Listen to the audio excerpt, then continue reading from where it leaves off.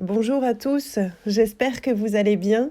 Je vous retrouve aujourd'hui pour vous parler de la nouvelle lune des poissons qui arrive là ce lundi 20 février.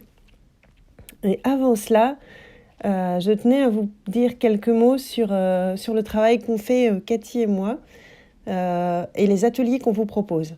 Bien sûr, vous pouvez retrouver l'ensemble des ateliers sur notre site internet www.soamtriskel.fr. Je vous mettrai le lien dans le descriptif en dessous de cette vidéo.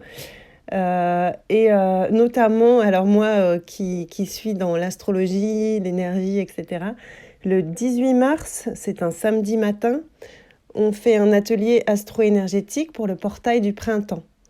Donc si ça vous intéresse de connaître un petit peu l'état énergétique dans lequel nous sommes, dans lequel nous entrons pour les mois liés au printemps, voilà, avec plein de...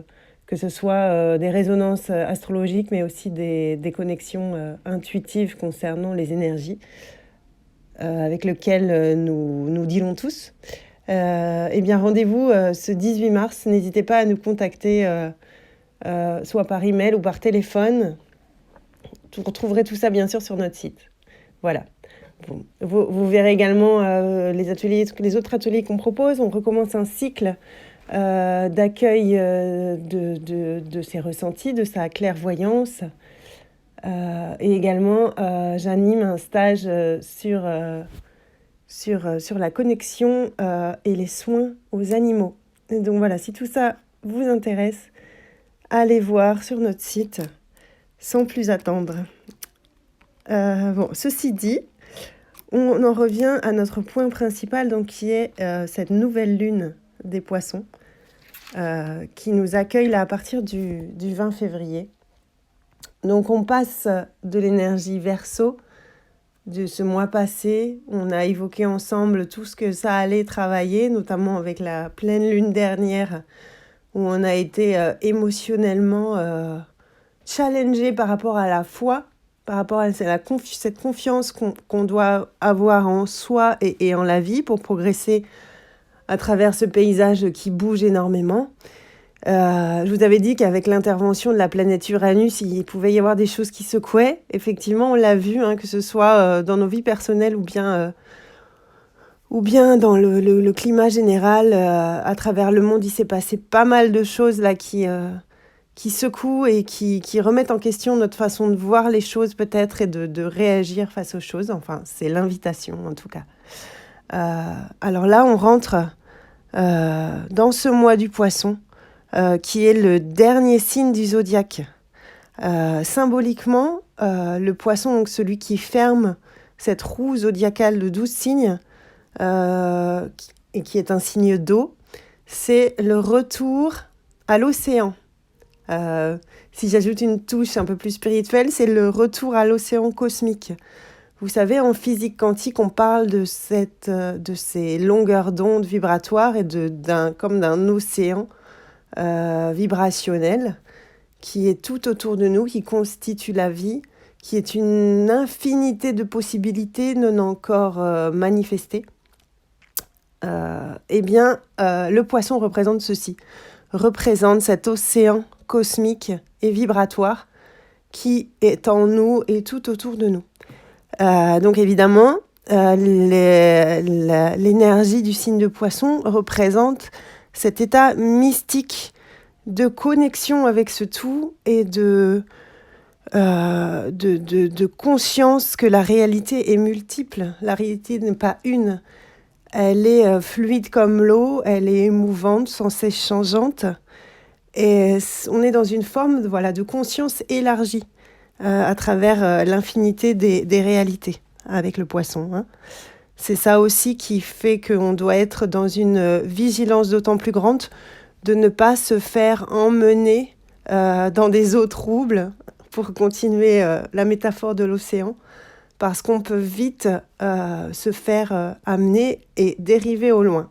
Comme lorsqu'on se baigne et que les vagues nous amènent, on n'y prend pas garde et puis on est amené loin. Le Poisson, c'est son challenge de rester centré et en prise avec la réalité. Voilà. Mais en tout cas, c'est le mystique qui peut prendre un recul sur la vie, le poisson, et être en observation, faire le bilan de ce qui se passe, de certaines choses. Hein. On sait que quand on prend du recul, on peut avoir une vision plus objective, hein, à condition de garder ce centrage et ce discernement sur les choses. Bien sûr, le risque de cette énergie poisson, c'est de rester dans une forme de contemplation, d'observation et de ne pas agir. C'est évidemment, ce n'est pas ce qui nous est demandé actuellement. On doit rester dans cette action, bien ancrée dans la réalité. Mais néanmoins, avoir accès à cette conscience élargie peut nous aider à prendre des décisions et à agir. Avec confiance, bien sûr. Donc, s'il y avait une maxime des poissons, ce serait « tout est possible, tout est réalisable ». C'est le jeu de la vie. Et c'est cette conscience élargie du « tout est possible » qui, à l'entrée du printemps, là, quand on rentrera dans le signe du bélier, cela pourrait être mis en application avec le bélier, qui est le premier des signes, qui est un signe de feu et un signe de mise en action. De ce feu, j'ai été chercher le feu du grand tout, où je suis connectée avec le tout et je fais un. Et j'amène ça au monde. Je manifeste ma création avec une énergie du tout possible. C'est vraiment, on amène la foi dans ce monde, on amène la réalisation peut-être d'un monde meilleur, justement, puisque je suis connectée avec cette lumière et cette force. Voilà, donc sans trop m'étendre là-dessus, je voulais aussi dire que cette énergie est d'autant plus forte puisque avec cette nouvelle lune, l'ascendant est également en poisson. Alors l'ascendant, c'est quoi ? L'ascendant dans le thème natal d'une personne, ça va être sa personnalité, ce qu'on perçoit de lui au premier regard. L'ascendant, en fait, c'est un filtre. Donc, pour une personne, ça va être le filtre de sa personnalité. Et pour un moment donné, donc là, la nouvelle lune, l'ascendant, c'est le filtre à travers lequel je vais percevoir la réalité de ce qui se passe. Voilà. Et l'énergie primordiale, l'énergie de vie, c'est le soleil. C'est un peu comme une pile qui nous donne toute cette vitalité, alors que la lune va être plus reliée à nos états émotionnels et à nos ressentis. Voilà, donc comme je vous disais, l'ascendant, c'est ce filtre à travers lequel je perçois la réalité. Et bien là, ce filtre, il est aussi poisson. Donc ça accentue encore plus ces perceptions multiples, cette facilité à se connecter à de multiples réalités. Il y a également la planète Neptune, qui elle est maître du poisson, qui est encore là, qui est en fin de signe, mais qui est en poisson. Et Vénus, qui est pas loin de Neptune, qui va, elle, bientôt passer en bélier, mais qui est encore en poisson. Donc tout ce monde, ça rend l'énergie poisson d'autant plus forte actuellement. Donc voilà, attention à garder les pieds bien ancrés en terre, à garder cet ancrage. C'est d'ailleurs on va dire le message du soleil, parce que le soleil qui vient de sortir du Verseau est passé à proximité de Saturne, et il est encore pas loin, donc il bénéficie des effets de Saturne. Saturne, c'est vraiment un petit peu, entre guillemets, tout l'opposé du poisson. C'est la planète du Capricorne et c'est la planète des responsabilités. C'est la planète des limites et du travail rigoureux, de la détermination, etc. Donc, ça va nous donner une base solide et sérieuse à partir de laquelle je vais pouvoir aller expérimenter cette énergie poisson d'ouverture de conscience et je vais pouvoir en faire profiter ma vie au maximum sans perdre, et là je le répète bien, cet ancrage à la terre et ce sens des réalités Et cette nécessité de rester dans une action juste, c'est-à-dire une action à long terme, pas une action dans tous les sens et sans but. Donc voilà, j'expérimente l'énergie poisson à partir de mon ancrage saturnien, j'ai envie de dire, à partir de ma responsabilité. On accentue, on insiste beaucoup sur ce terme et sur cette notion actuellement. Et toute cette année et l'année prochaine, la responsabilité. Parce que plus on va être en responsabilité de soi et des autres, et alors plus le monde pourra être cohérent. À travers tous ces systèmes-là qui sont en train de dysfonctionner, voilà, il y a des accidents, il y a des choses qui se durcissent parce que ils sentent un petit peu la fin venir. Et ben, il est important de garder ce recul, ce sang-froid. Voilà, enfin, recul et sang-froid, c'est aussi saturnien. Voilà, j'ai conscience que tout est possible, que je réentre dans l'océan qui va permettre de tout rebrasser là, avant de reproposer quelque chose de nouveau avec l'énergie bélier. Mais je reste vigilant et en discernement. Et j'agis avec détermination dans une lignée cohérente de ce que je veux amener. Voilà. Ce sont ça les énergies actuelles. Il y a également un autre point là qui vient, qui est représenté sur ma carte par l'astéroïde. Ce n'est pas un astéroïde, non. C'est un point focal, mais enfin par Lilith, la lune noire. La lune noire, elle vient nous parler de nos plus grandes peurs. La lune noire, elle est liée au rejet. Donc on parle souvent de la blessure de rejet. Mais qu'est-ce que c'est que des peurs, sinon des énergies que je rejette et que je ne veux pas voir. Parce que justement, ça me fait peur. Donc je ne les accepte pas. Et si je ne les accepte pas, énergétiquement, qu'est-ce que ça signifie ? Ça devient ce qu'on appelle des ombres.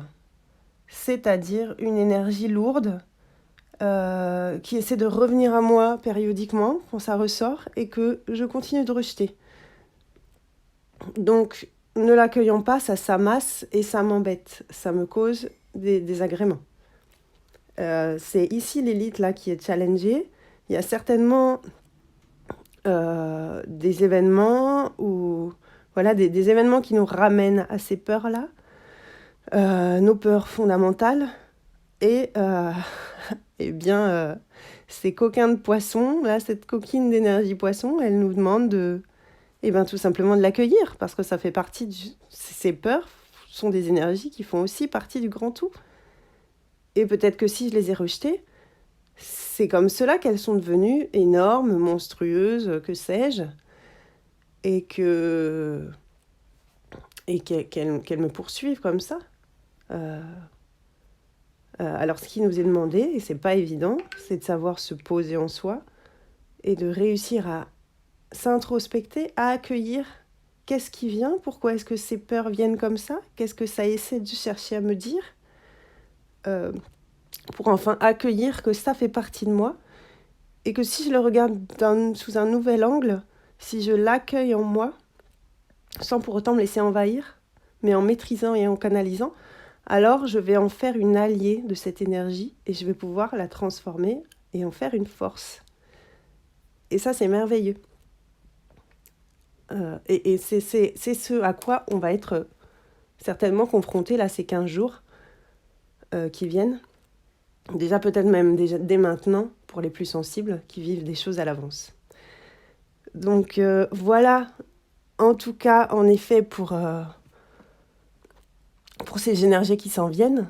Peut-être un dernier point, je vois la planète Mars qui est en fond du ciel. Le fond du ciel, c'est un point, un des points cardinaux de la carte, et c'est ce qui est en bas. Et le fond du ciel, je le considère comme nos forces de fond, ce qu'on a au fond de nous et qui va nous aider.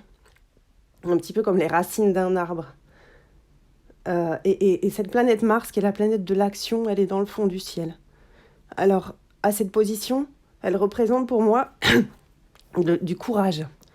Elle va aller nous donner du courage à aller affronter ces peurs et à pouvoir mieux nous réaliser, nous manifester au monde, en fait, profondément. Parce que ces peurs, elles viennent aussi bloquer ça, la manifestation de qui je suis. Donc voilà, c'est un petit peu le coup de pouce, parfois un petit peu forcé, hein, en ce moment, elles n'y vont pas de main morte, le petit coup de pouce des planètes qui nous mettent des petits coups de pied aux fesses pour aller encore plus de l'avant. Mais c'est parce que c'est nécessaire pour s'aligner toujours plus vers ce qui s'en vient. Voilà, j'espère que ça vous aura parlé et je vous souhaite d'être bien alignés et centrés pour accueillir toutes ces énergies-là qui s'en viennent et qui ouvrent nos consciences et qui vont vous aider à transformer, éventuellement vos peurs qui peuvent remonter, qui en fait sont des forces, des alliés insoupçonnés. Voilà, je vous dis à bientôt et un très bon mois des poissons.